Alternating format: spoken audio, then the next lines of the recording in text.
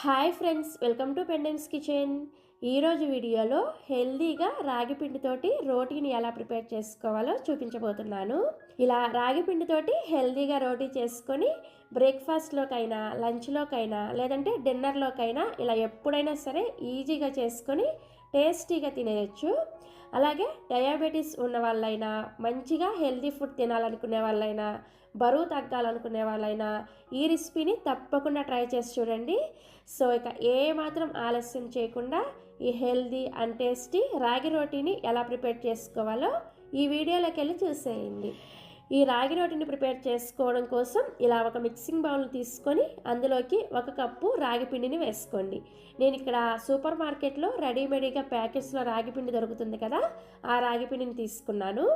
Next ఇందులోకి బాగా సన్నగా తరిగిన ఒక మీడియం సైజ్ ఉల్లిపాయ ముక్కల్ని వేసుకోండి.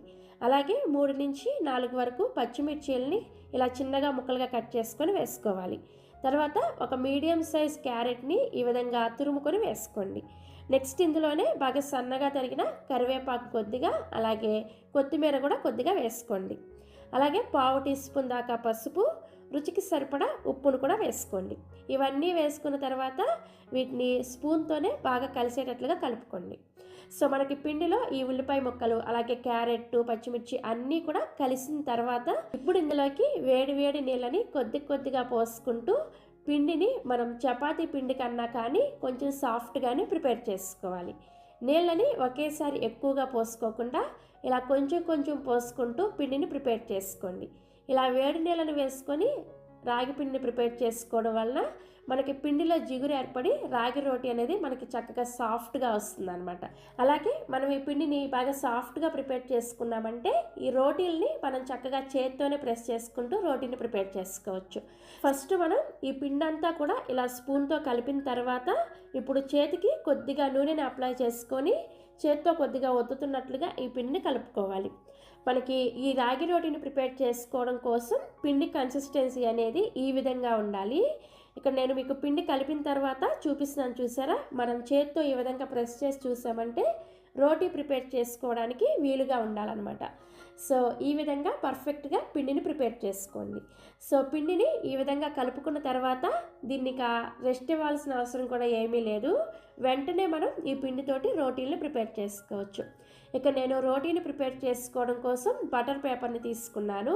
మీరు కావాలంటే ఈ బటర్ పేపర్ ప్లేస్లో ఏదైనా ఆయిల్ కవర్ని కానీ, లేదంటే అరిటాకుని కానీ తీసుకోవచ్చు.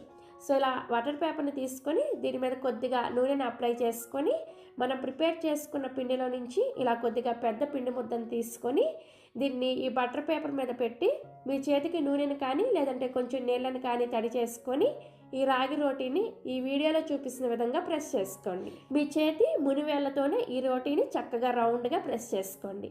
అలాగే ఈ రోటీని మరీ మందంగా కాకుండా, అలాగే మరీ పలుచగా కాకుండా మీడియం మందంగా ఉండేటట్లుగా ప్రెస్ చేసుకోండి.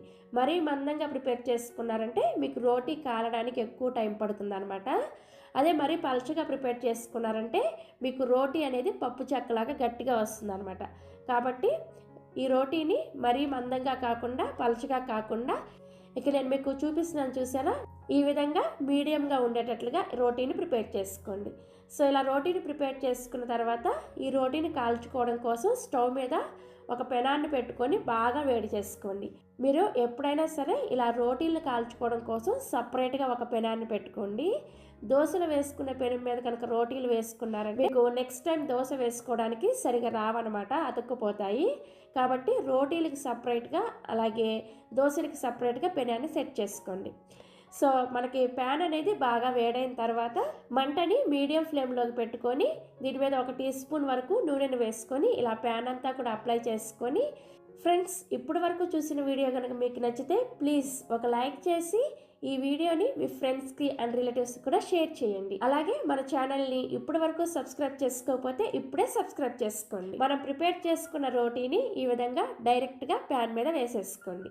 ఇలా వేసుకొని ఇది 1 నిమిషం పాటు ఇది కాలిన తర్వాత దీని చుట్టూతా, అలాగే రోటీ పైన కూడా కొంచెం నూనెను వేసుకొని ఈ రోటీ అనేది ఒకవైపు చక్కగా కాలిన తర్వాత దీన్ని రెండో వైపుకు కూడా తిప్పుకొని రెండో వైపు కూడా ఒక 2-3 నిమిషాల పాటు మీడియం ఫ్లేమ్లోనే ఫ్రై చేసుకోండి.